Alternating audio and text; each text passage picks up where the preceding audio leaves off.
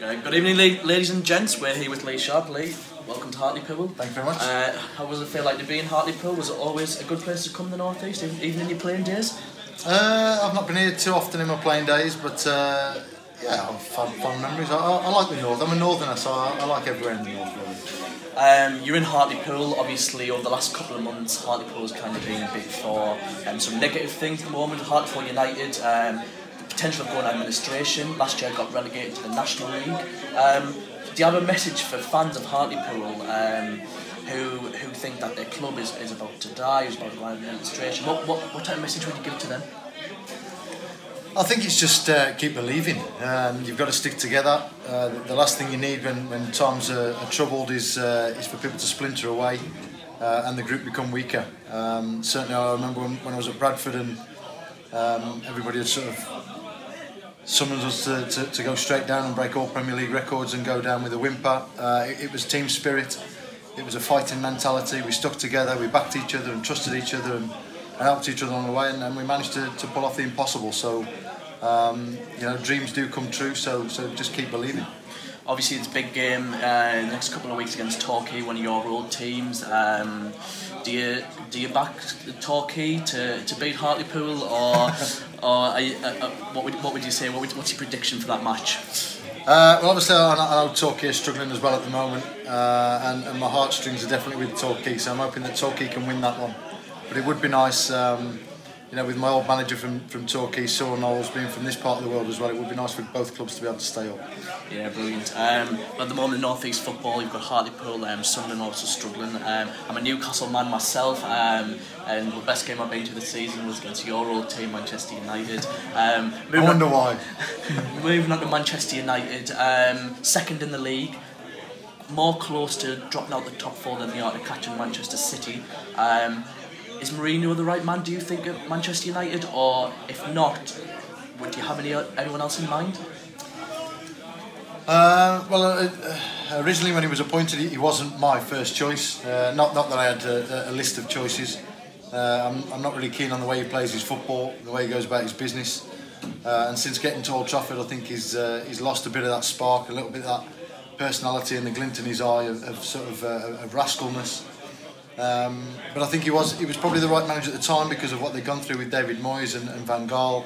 The club was on a bit of a low, wasn't in Europe, so to bring players in when you're not playing in the Champions League is a difficult task, and people want to play for Mourinho. So in that respect, I think he was probably a good appointment, but the football was never going to be entertaining, which I think was always going to disappoint the fans, and I think it's starting to now.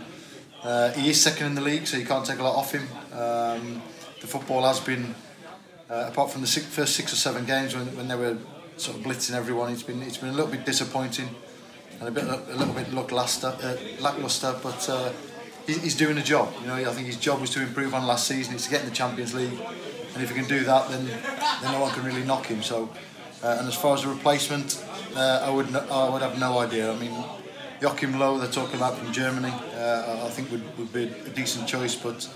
You know, not watching enough European football, I don't really have a list of managers that could come in.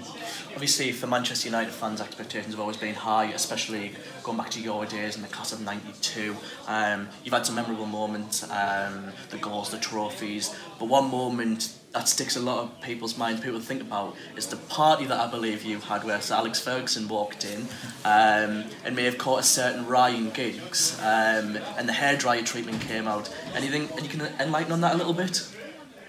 Well, it wasn't a party actually. We were getting ready to go out, and the manager turned up. We were waiting for taxis, and the manager turned up and basically kicked everybody out of the house, slapped everyone around the back of the head, kicked everyone up the backside, told them where to go in no uncertain terms, and then sat me and Giggsy down in the living room and give us the hairdryer of our lives. So it wasn't a plan. Giggsy ended up driving home about 120 miles an hour in his little company car, Escort Popular Plus, shaking. I rang my mum and dad. We thought we were going to get the sack the next morning, and the manager pulled us in and gave us another hairdryer at 9 o'clock the next morning in his office, and then told us to get out and behave ourselves and not to get up to any more trouble. So it was just a rollicking of our life and a scary moment. Is that what you remember, Alex Alex Ferguson for, or like if you go back to the game against Crystal Palace when famously Cantona kicked that fan, was moments like that where you thought, right, this is going to be a tough one, or was Alex Ferguson more known for his wisdom and his tactics, or? Well, I think it depends on who you are. I think Eric Cantona probably said it was for his words of wisdom. For me, it was more for the hairdryer.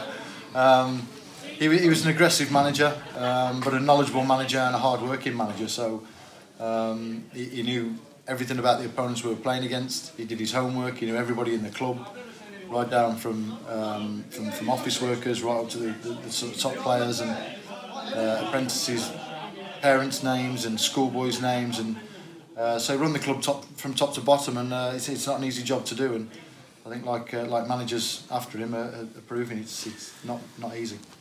Just a final question for yourself. Who's the best player you ever played with at Manchester United or in your career? Probably Brian Robson. Brian Robson was he set the standard. He led by example.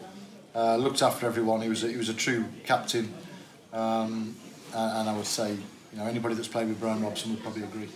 Brilliant. That's been an interview with Lee Sharpe. Thanks very much, Lee.